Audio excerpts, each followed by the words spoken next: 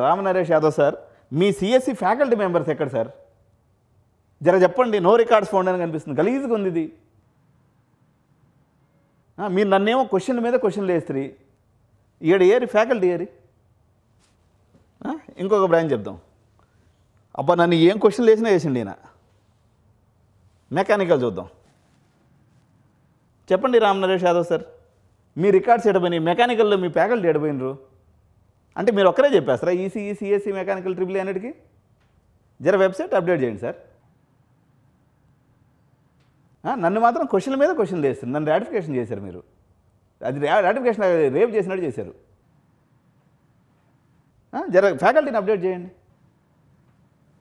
So ఇట్టుందన్నమాట మన ప్రభుత్వ పరిస్థితి.